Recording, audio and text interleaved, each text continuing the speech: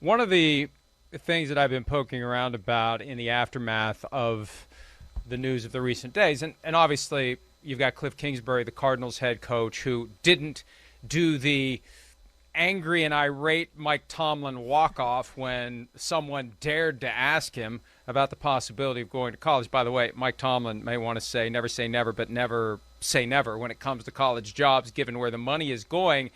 But Kingsbury to Oklahoma, if that would happen, if there's anything there, if this isn't just agent puffery funneled through Shefty, and there were so many people who saw right through that tweet from Sunday afternoon that this is just effort to get Kliff more money. But if he would want to leave, I've been fascinated by how difficult or easy it would be for an NFL coach to bolt for a college job.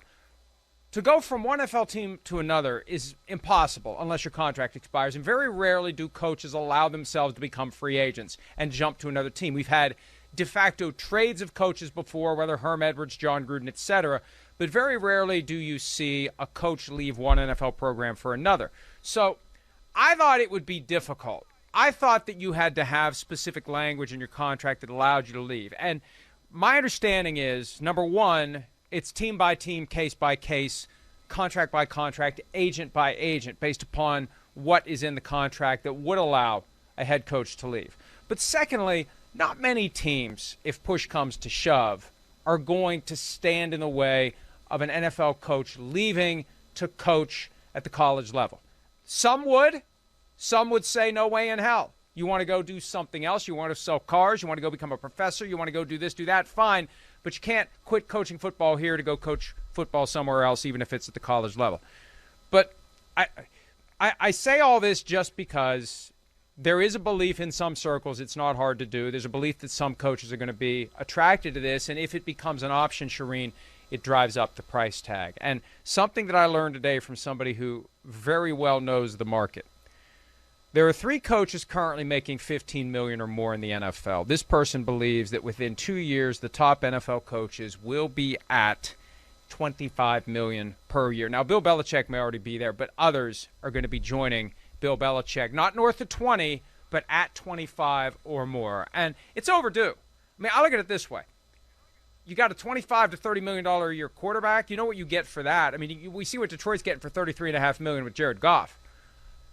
I think a $25 million a year coach, dollar for dollar, is a hell of a lot more value if you get a really good coach for that money. Well, owners are going to hate this, but that's exactly what they need to do is pay their coaches if your coach makes a difference. I mean, Mike Tomlin needs to make more money. I don't know what he makes, but whatever he makes, it's not enough for keeping the Steelers competitive year after year until this year. Perhaps they don't make the playoffs, but he has them right there every single year. And there are just coaches who really make a difference in the NFL, and they need to be paid like it, Mike. But for Urban Meyer, this isn't going to go away. I mean, it's not going to go away this year, even after the Notre Dame job. Let's say it's Field, or in Oklahoma's Field, whatever.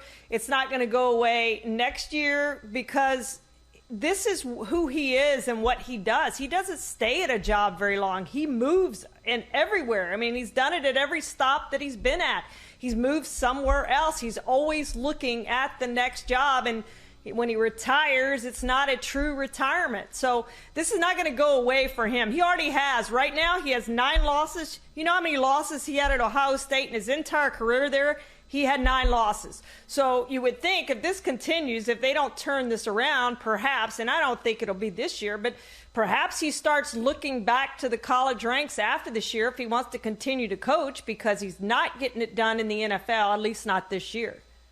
And look, even though the fire has subsided, the embers are still there, arising from the thing that happened after the Thursday night game in Cincinnati. He was in Columbus. Yep. We know what happened. And the deeper issue, it's not the question of whether or not there's some moral outrage here. The question is abandoning your post, not flying back with your team. Unheard of in coaching circles to not be with your team. Coach Dungy made the point very, very well. The idea that you got to be on the plane because you never know what's going to happen. There could be a fight. Somebody could get sick. There could be a weather issue. The plane gets diverted. You're the captain of the ship.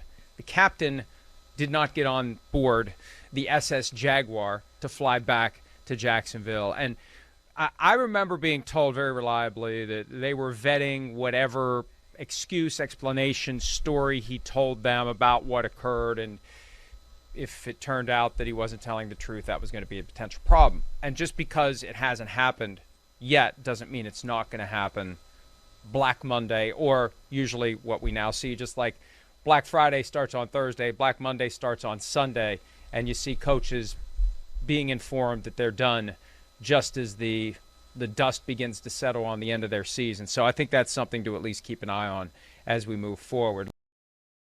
Hi, I'm Mike Tirico, and thanks for watching. Make sure to hit subscribe for the latest news and highlights from NBC Sports.